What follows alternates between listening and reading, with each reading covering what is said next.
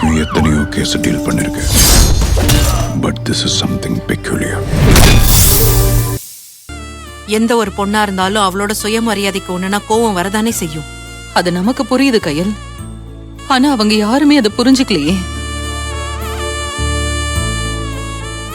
நம்ம காரியம் நடக்கணும்னா மாப்பிள்ளைய சமாதானப்படுத்தணும்னு நான் மட்டும்தான் அங்க போனேன். ஆனா என்ன நடந்துச்சு பாத்தியா? பேசி பேசி பிரச்சனை இன்னும் பெருசாயிடுச்சு. இப்படி ஒவ்வொரு நாளும் அவங்களுக்குள்ள இருக்கிற விரிசல் பெருசாயிட்டே போனா அப்ப என்னதான் பண்றது? சம்மந்தி அம்மா இவங்களுக்குள்ள இருக்கிற பிரச்சனைய காரணம் காட்டி மாப்பிள்ளைக்கு வேற ஒரு கல்யாணம் பண்ணி வைக்கிறேங்கிறாங்க. அத நினைச்சாதான் எனக்கு இன்னும் பயம் அதிகமாகுது. அப்படி மட்டும் அவங்க சொன்ன மாதிரி பண்ணிட்டாங்கன்னா நம்ம தேவியோட வாழ்க்கை என்ன ஆகுறது? காலம் பூரா அவ இப்படியேதான் இருக்கணுமா? இப்படி அவளோட வாழ்க்கை கேள்விக்குறியாயிடுச்சு. அம்மா நீ ஏமா இப்படி எல்லாம் யோசிச்சுட்டு இருக்க? அப்படிலாம் நடக்காத, நான் நடக்கவும் விட மாட்டேன். பாரு, அவங்க சொன்னது நடக்கணும்னா முதல்ல அவங்க தேவிக்கும் விக்னேஷ்க்கும் டிவோர்ஸ் வாங்கணும். அதுவே நான் நடக்க விட மாட்டேன்.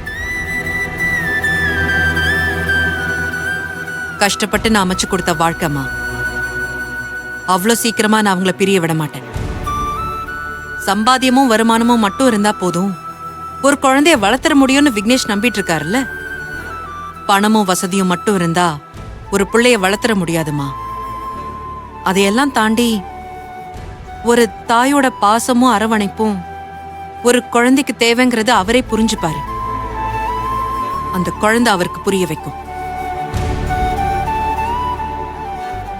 பாருமா, இத நான் பாத்துக்கிறேன். இதை யோசிச்சு நீ கவலைப்படாத. போய் வேலையை பாரு. ஷாலினி நீயும் போ.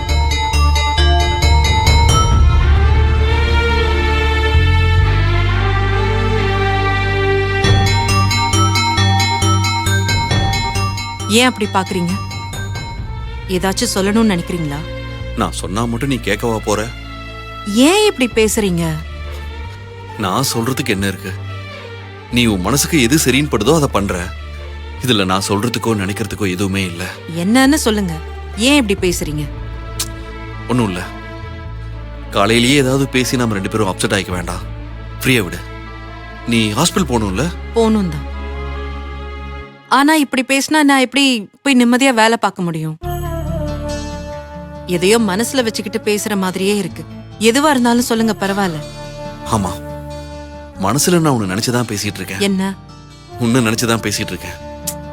இப்ப கிண்டல் பண்ணாதீங்க. நீங்க நார்மலா தானே இருக்கீங்க? நான் நார்மலா தான் இருக்கேன். ஒரு பிரச்சனையும் இல்ல. போதுமா? சரி, நான் அப்ப டியூட்டி கிளம்புறேன். நானும் பேங்க் கிளம்புறேன். பேங்கா? சொல்லவே இல்ல. இல்ல, நீ பிஸியா இருந்தியா அதான் சொல்ல. கிண்டல் பண்றீங்களா இப்போ? அப்படிலாம் எதுவும் இல்ல. நான் போய் ஃபைல் எடுத்து வந்துடுறேன். அம்மா. வரேன் கையல். அம்மா, நான் டியூட்டி கிளம்புறேன். இரு கையல், சாப்பிட்டுட்டு போ. இல்லம்மா, புது ஹாஸ்பிட்டல், வேலைக்கு சேர்ந்த கொஞ்ச நாள்லே பெர்மிஷன் அது இதுன்னு போட்டா தப்பா நினைப்பாங்க. நான் அங்கேயே கேண்டீன்ல சாப்பிட்டுக்கிறேன். சரியா? அத்த, நானும் பேங்க் கிளம்புறேன். நீங்களாவது சாப்பிட்டுட்டு போங்க மாப்ள. இல்ல, பேங்க் டைம் ஆச்சு. நான் வந்து கூட சாப்பிட்டுக்கிறேன். சரி, நீ சாப்பிட்டுரு. வாங்கப்பா.